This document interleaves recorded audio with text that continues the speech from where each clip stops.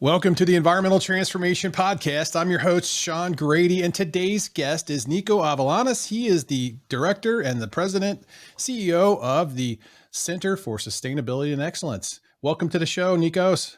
Thank you so much, Sean, for having me in this show. I'm so Well, excited. I am really excited to have you back as you are one of our repeat guests. And this is exciting because, this is an important topic. And you being one of the resident experts in the industry, who better to come and talk about ESG? Thank you so much for your kind words. ESG is a very complex issue. It took me 15 years in order to understand better what's happening and is evolving every single day. Absolutely. I mean, it's been the hot topic in the industry for the past 2.5, 3 years, and more so lately. But what I'd like to do with this episode is kind of break this interview into like three segments. That way, the listeners can, take away bite-sized chunks of the interview, so that they can break this down into more understanding, and we can really get into some details to cover some topics. So the first topic I'd like to talk about is let's introduce the listeners to the Center for Sustainability and Excellence and talk a little bit about your history, and then let's talk about ESG and what this all means. So give us a little bit of background about CSE and how you got started. Yeah, we get started 15 years ago in Europe. We were the first company which we started a new sector, which was sustainability consulting and training services. At that time, there was no one in our sector. We were the only one, and was very proud about that, starting a whole sector. Today, it's a $35 billion sector, so it has grown a lot. CSE was always a thought leader and pioneering in its ESG consulting services, but also was a training company, was trying to certify and qualify sustainability professionals all around the globe. So while we started in Europe, immediately after that, we moved on to Chicago, where we established our global headquarters. And now we have activities in North America, Europe, Gulf countries, and Asia, more or less. We work with Fortune 500 firms, private institutes, governmental agencies, and sometimes with smaller firms. And we have trained over 95% of Fortune 500 firms in 90 countries. Wow. So you guys are obviously one of the original sustainability practitioners and education leaders in the industry. And it's really great to see that, you've kind of been able to bring your business to the forefront with this type of a service, because as you know, and everyone else knows right now that's listening, ESG is the topic of, top of everybody's mind as it relates to the industry. Sustainability and everything else is so much involved with this. And let's do this. Can you explain to listeners the meaning of environmental social governance, and why is it such a big deal in the industry today? Yeah, I'm gonna do my best. It's a complicated. It's more complicated than it seems. As we all know, ESG is the new buzzword.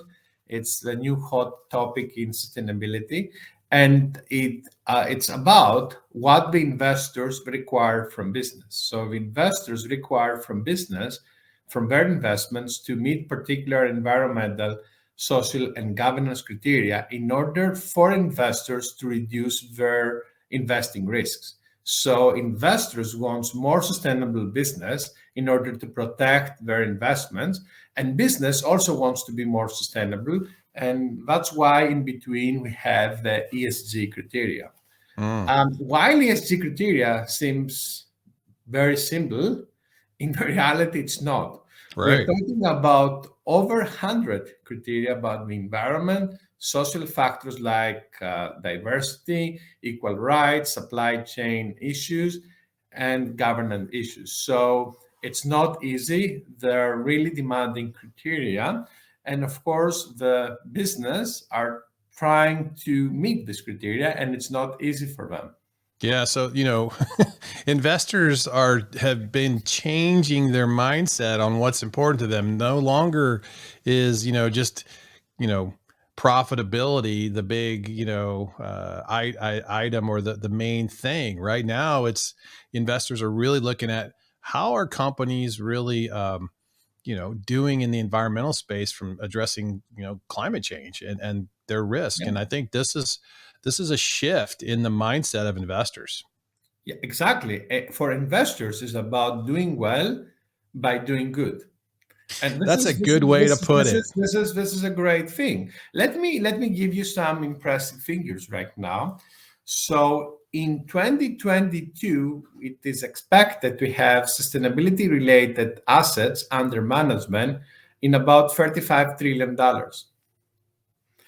By Mm, 2025, we're going to move on to $50 trillion in sustainability related assets.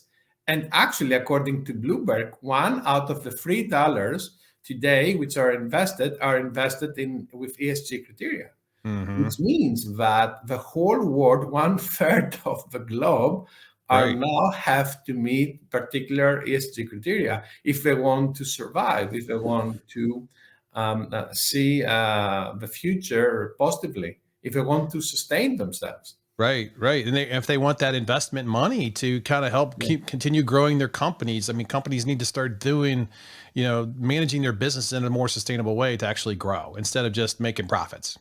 Yes. And one more thing, which I think is going to be very interesting for the audience, is that the rating, we have independent rating institutes such as the MSCI, CDP, Dow Jones Sustainability Index, and Sustainalytics. I'm just referring to some independent rating agencies that their job is to rate independently the ESG performance of business. Uh-huh. And the interesting thing is that while the rating agencies they doing that, the business have no control of his rating. Right, right. Well, that's so when we talk about these new ratings and the whole requirement of reporting and things like that, which is we're going to get into it in a couple of these other segments. So let's save some of those questions. But what is the value of ESG reporting for companies? Because we're, both internally and external benefits. Let's dive into that a bit because I think that's going to kind of shed light on why this is so important. Yeah, that's a great question. The ESG report or sustainability reporting is the ultimate tool where every company is disclosing their performance on environmental, social, and governance criteria. And at the same time, is the best tool for the companies to influence investors Hmm. and influence the ESG ratings. So the more appropriate content they have into the reporting, the more likely is that these companies they're going to get positive ratings and they're going to be preferred by the investors. So the ESG reporting is the ultimate tool for the companies to influence their ESG ratings and have a more and be more credible to the investors, to the eyes of investors. Yeah, I mean, a lot of times when investors are looking at the 10K, as well as far as what their performance is and their liabilities, Mhm. but I think there's more of this additional drill down into the ESG report to get a better feel for their overall performance on the environmental side, right? Yes, exactly. And there are many other benefits of sustainability report. Let me share some of them. It helps companies to commit and set measurable goals, and they're public goals. So if you publicize that, then you have to meet them. It's very important commitment, Yeah. as we all know. It helps, we have seen from our experience working with several global Fortune 500 firms, that it helped to measure their performance and manage change. And as we know, sustainability is helping organizations to be transformed into a more sustainable business Mhm. from what they are right now. And the most important fact I have seen all these years, and I think very few people, unfortunately, or thought leaders have underlined that, is that 80% of the value of the company today are the intangible assets. Reporting is the disclosing of the performance of every company on these intangible assets, which represents the 80% of the value. So a sustainability report reflects today the future of the company and how this company is going to be sustainable much better than a traditional financial report. And that's why sustainability report is required in many places around the globe as part of the legislation. For example, in Europe, is mandatory for several large business in every European country, but also in many other countries around the globe. Mm.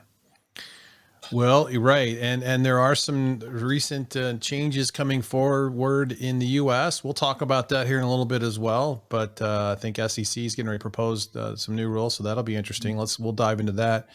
Well, this has been a kind of a pretty good overview on the impact or the importance of ESG reporting, and I got to imagine part of this conversation as relates to reporting is around tracking and managing this data, because we're kind of talking about the reporting component, which is very important, right? You got to summarize all this information. Mhm. The importance of how do you track this information? What's important to, how to manage this appropriately from a business operation level. I'm kind of curious how, how companies are, separating all this information out at a granular level, so it does a nice little report from the bottom up to the top. I mean, other software platforms, I mean, are people doing this by spreadsheets? I mean, what's the typical way this is happening? Yeah, they started with spreadsheets and then they realized that it's not going to be enough. So they're going to need software.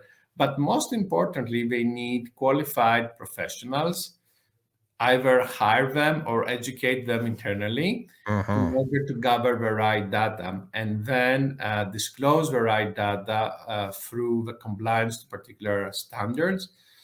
We have ESG standards, of course, for reporting.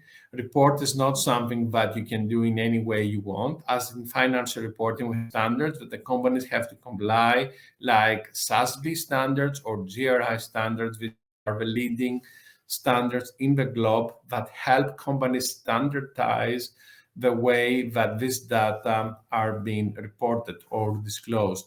So there's a lot of job internally. So global companies have big teams, global teams that they gather this data. And of course, you need software, you need appropriate software in order to collect the data, analyze the data, and report the data. Yeah, no, that's great. Well, this has been a good intro into our first segment.